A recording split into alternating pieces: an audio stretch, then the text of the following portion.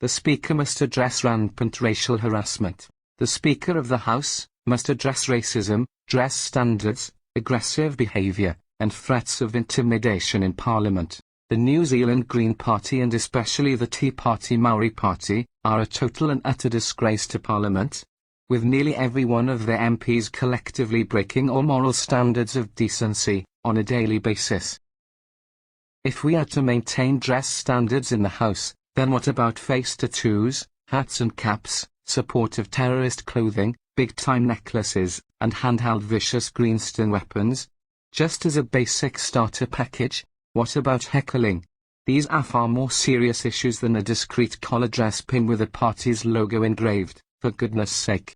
Take the latest issues with the amazing New Zealand ACT MP, Geraint, who is going out of her way to protect the lives of children, protect them from being battered and murdered. New Zealand mainstream media reports, the Minister for Children, New Zealand ACT MP Geraint, says she is under constant personal attack in the halls of power and no longer feels safe at work. You can actually see the visible worried stress in her face during question and answer time. Geraint is being threatened by other large KFC chomping Te Pāti Māori MPs, and nothing is done about it. Geraint says, "It no longer feels like I can walk these corridors without fear of personal attacks from other members around the House. It just feels like this environment is so toxic. How can we actually do our job? How can we actually do what we need to do in this place if we fear what we say is going to cause that kind of retaliation and it's not going to be called out?" It follows a heated exchange in Parliament yesterday, when ACT leader David Seymour asked to table correspondence between the ACT party's whip and the Speaker.